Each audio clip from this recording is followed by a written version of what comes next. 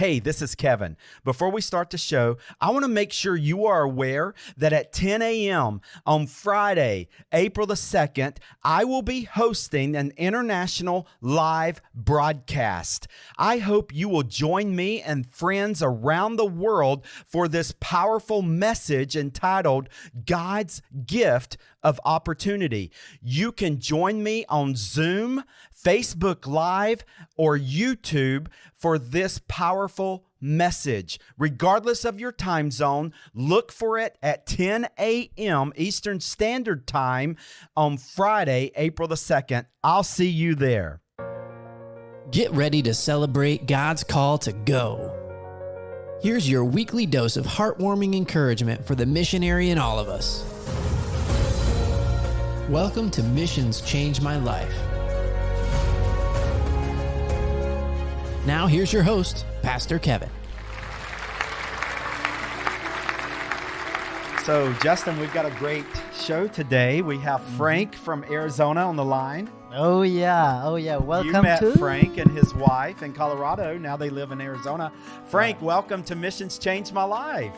Thanks. Yeah, I'm glad to be here. Share what I have experienced and chat with you guys. I haven't talked to you in a while. It's just a pleasure to be able to see you and say hi. So. Yeah. Well, we are bringing back a trip from the archive files. What year did you go to India? We went in 2013. I was right. Yeah. I told Justin, I said, I think this is a team from 2013. There's been, so many teams now, except for 2020. I can pretty much remember all the teams in 2020. It was actually zero other than 7 of us coming back the first week of January. But 2013, welcome back. I know, right? I can't wait to hear about your trip. That's before I start working for Global Hope India. Those were some really golden memories, and what a great fun team you were able. So I can't wait to dive into your trip. First of all, let's just catch up. It's 2021. How has your world changed due to COVID? You moved 2 years ago to Arizona. We decided to kind of pick up and move. It was a time where we were looking to start downsizing and get out of the cold. We just felt like it was time to start looking and find another place to go. And we found here, we've been really happy since then. I'm still kind of working from home, which has been a blessing to be able to do that while I'm here. Unfortunately, with the COVID, I think we were here a year and then everything shut down before we could keep experiencing Arizona. But, we look forward to getting back out there as things open up and we're able to get out and see people and see things that we were really wanting to look forward to. You shared before we came on the air that you're really missing neighbors in Colorado. And now I understand, because you go to Arizona and then things shut down. You probably haven't even had much opportunity to meet many neighbors and especially socialize with them. That's got to be hard. It was exciting, but at the same time, you almost feel like all of a sudden you're not going to meet a bunch of people right away, right? Because it's going to take relationships. It's going to take interacting. So we got down here and we met, our neighbors, and they were nice. But as far as really getting a lot of people, it just takes doing things and getting involved, which is the best way, to get to know people and venture out. So we had friends in Colorado that, we wish we could have brought, right? Because, things, the surroundings that you really enjoyed and had that comfort, they're there. And in fact, some of them maybe even have moved from there. So there's other things that we need to move forward to, but we'll stay in touch. That's the whole key. We've been blessed to take 1,000 people over to India in the last 20 years. Majority of that has been on teams. And so we're talking hundreds of teams now over the years.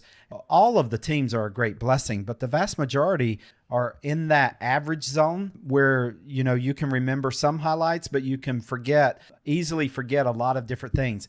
I would say that your team, Frank, is right up there in one of the top memories of GHI, just as one of the most unforgettable teams of all times. There's been others. You've got to be near the top. One of the most unforgettable teams of all times. So I want you to live up to that as Justin drills you for your story. But Justin, let's dive in. Let's hear about Frank's story. Yeah, first of all, just let's share can you able to share where your teams and when did you go to a mission trip to India and which place and what your team did? We traveled mainly to the east coastal area of India, flying into Chennai, just getting just the lay of the time and land. And we actually put together a kids jam, which was kind of a vacation Bible school, you might say. And we put that together as our ministry going over there, because we'd be interacting with a lot of kids in the different orphanages. So we brought a lot of supplies with us, and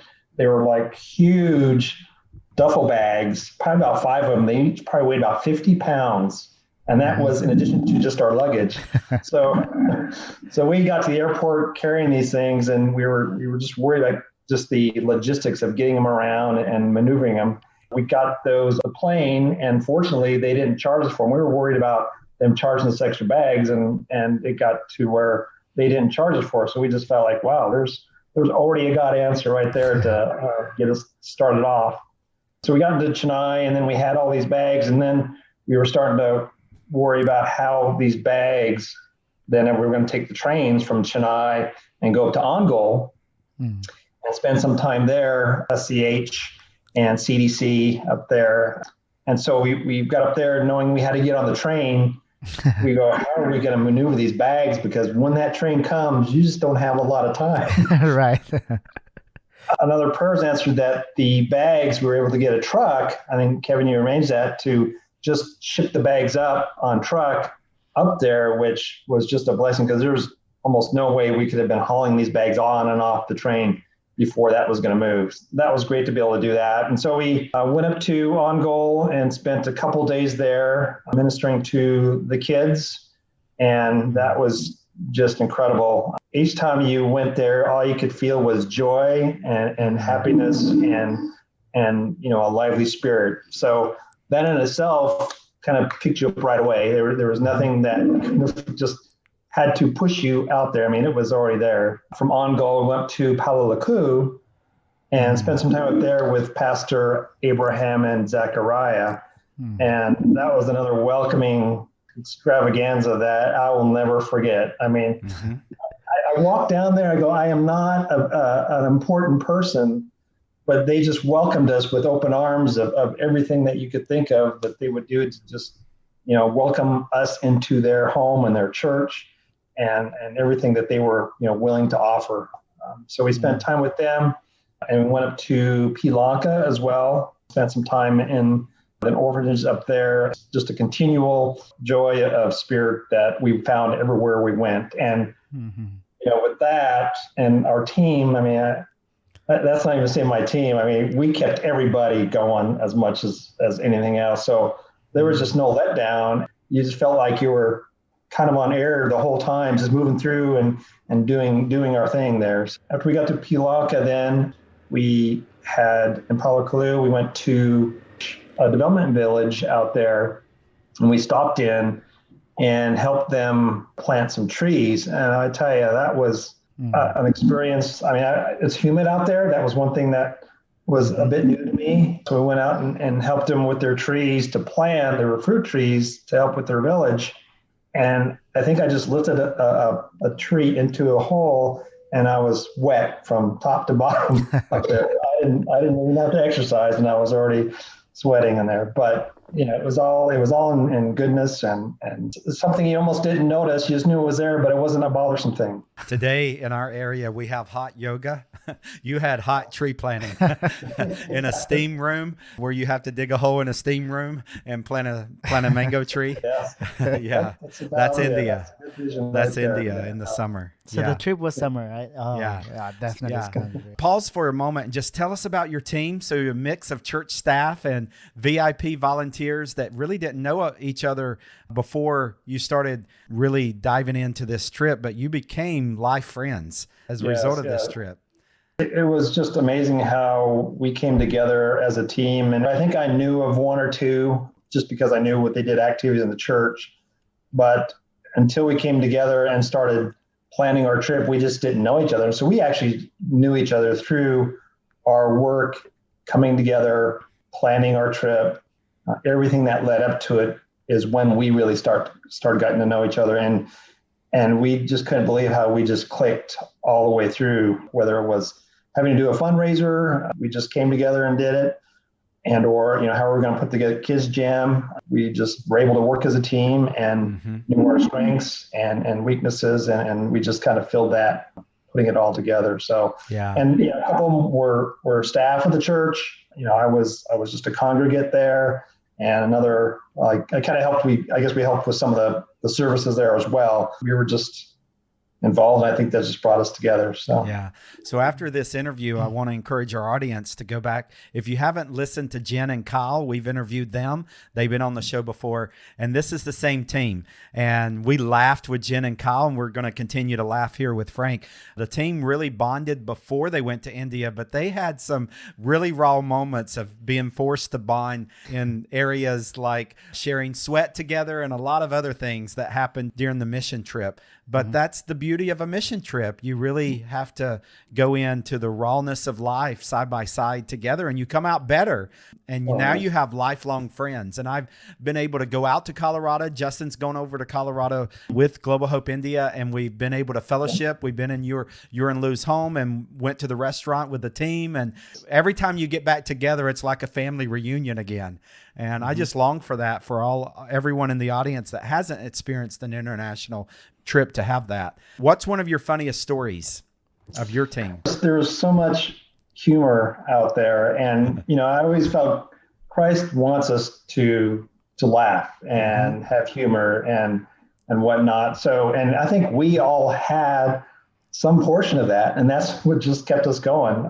But one of the things that just struck me funny that I remember is, as we were, I think, living Vijayawada, we had to return the guitar that we borrowed for our kids jam, and Kyle stood outside the train door holding the guitar up to make sure whoever had to pick it up could see it and get there, because there's just throngs of people moving around constantly, so it's hard to kind of really pick somebody out. So he held the guitar way up high, and I was out there kind of helping look who we needed to look for to come pick it up. As I looked at Kyle, he was holding it up, and I just started laughing because he looked like John Cusack. I don't know if you've seen the movies. Holding this guitar up with that whole song, Your Love, going off like the boombox, and we just started laughing at that. All of a sudden, unexpectedly, God started blessing our family. We just kept building. God multiplied. It's a miracle that God provided us many times when we needed it the most. What's your generosity story? Check out some heartwarming stories at generosityofgod.com and share your story. You'll find amazing stories. He said, "Hey, this is for you," and asked me to take what was in his hands. It was exactly 10,000 rupees. I was so overwhelmed and shocked by God's goodness. As she did that, Paige went on out to her vehicle, loaded it in the trunk of her car, and she said, "Okay, God, what now?" Miraculous stories by ordinary people just like you. Go to generosityofgod.com and share your story today.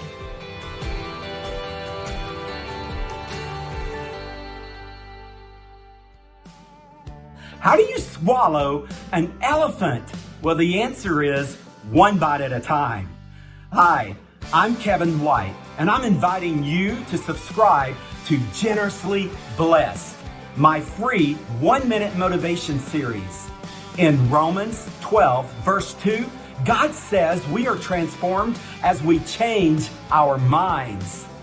When you subscribe to Generously Blessed, I will send you a personal email Monday through Friday and coach you day by day into a life generously blessed by God.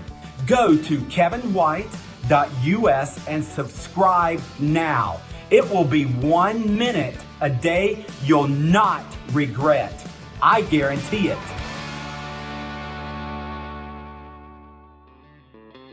Kevin's new book, Audacious Generosity, was an instant international bestseller on Amazon. Audacious Generosity is now available worldwide on Amazon in paperback, hardback, ebook, and audiobook. You'll find the Audacious Generosity ebook on Apple Books, Kindle, Google Play, and all the popular online ebook stores. The Audacious Generosity audiobook was recorded by Kevin himself, and reviewers are loving it. The audiobook can be found online in over 40 audiobook stores worldwide, including Audible, Apple, Google, and more. Buy Audacious Generosity for yourself. Gift it to your friends and family for the holidays. Discover why Audacious Generosity was an instant bestseller. Audacious Generosity is all about you enjoying a living relationship with God that's fueled by courage, characterized by freedom, and overflowing with audacious generosity. Get your copy today. What's your biggest adjustment? My biggest adjustment I had to do was, I think, coming out of my comfort zone, both kind of physically and mentally. You know, you go out there, your routine, you get up every day, what you kind of have to have around you and whatnot. And so when you went there, all of that's almost out the window, pretty much. You know, you kind of go with what's there, and you just have faith that it's going to work, can take you through and continue on if you needed to. So it was just that comfort zone coming out of my daily routine and surroundings to really come around to something that's just completely new and unknown. Right. Yeah, there will be a lot of adjustment. The weather is hot, and a lot of the food's different. Yeah, definitely. But it was definitely the weather and food for sure is that sensory that's going on. How God has used to change your everyday life through mission trip. You know, I think He's changed me to really lean on Him a lot more than I had in the past, and to kind of pray every day and to ask for His strength and wisdom, because it's every day, almost every hour, you're going to need it to help you through anything that comes up. He has taken me to that where I guess one thing I know that He has done is transform me into being more of a deeper Christian, I guess you might say. That I grew up Catholic, and as time went on, I didn't practice as much, but I knew I wanted to keep God in my life. I kept my faith in Him, and He did take me to a place where I could continue that journey of deepness through that. I just know that every day now I involve Him in everything that I do in my life. That's beautiful. How would you define your mission trip in one word? What just really comes to mind is freedom. Okay.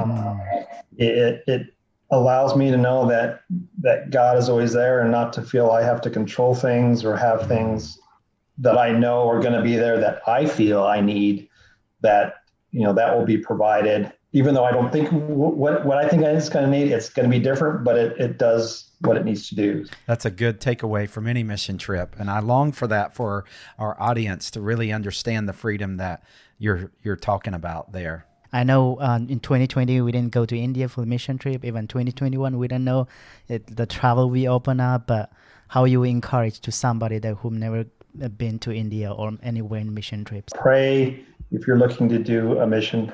Open yourself up to God to take you where you need to go.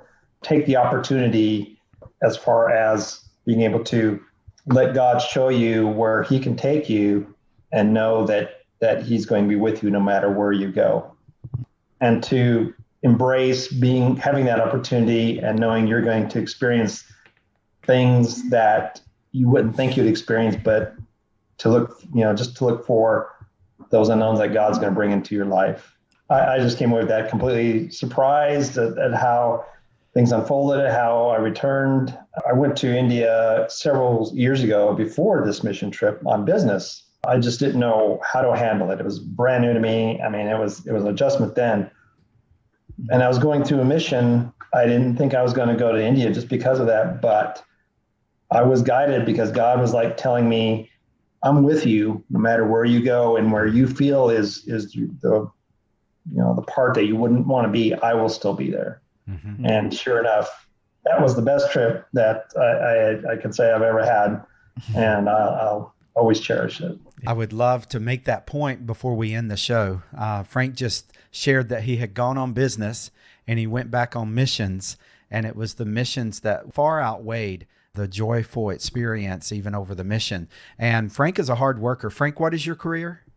Project manager, simple way, for a big development group now for the government. Mm-hmm. So I'm helping them through their development life cycle and manage the work through that development to deliver to the end users. Very intelligent man, lots of skills, lots of offerings to your employer, very hard worker, very professional. And you might think, well, what can Frank possibly do on a missions team to have any kind of earthly good or eternal good in international missions? But Frank is a living testimony if you will make yourself available, God will use you and bless you. It's not just what he can do through you that he's looking for. Frank would probably be one of the first to even share that his life has been transformed, maybe even more than the impact that he made. Frank, any final words about that? It's definitely transformed me. We talked about comfort zone. One of them was me sharing God in such a venue as that, something I was just not used to. Mm-hmm. But after that, I definitely had a more openness and willingness to share God in participating in Vacation Bible Schools and any opportunity I could to share his light, how God has spoke to me and how he can work in other people's lives. So that was just something that gave me that courage and that confidence to be able to go out and do that. Well, I've seen success in the business marketplace. I've seen success in the church and in missions. And I just long for every business professional to have the experience that Frank had back in 2013. Frank, I can't wait to serve beside you sometime in the near future, hopefully. When travel resumes, I'd love to share another missions trip with you. Would you just close out the show with a word of prayer over our audience? Loving Father, thank you for giving me the opportunity to serve you and the children in India, and for giving me the strength and courage to show your light and allowing me to recover or receive your light from others as well. I ask that you continue to look for others to find their way, Lord, and be able to serve you and bring your light as well to others in India, as their needs are always there for us to bring God and just share him in our relationship and through you. In Jesus' name we pray. Amen. Amen. Thank you so much, Frank. Yeah, thank you. Good job. Well done. This episode is complete, so head over to globalhopeindia.org for show notes, resources, and opportunities to go to India through GHI. Continue to be radically transformed by God as you live out the Great Commission, and we'll see you again next week here at Missions Change My Life.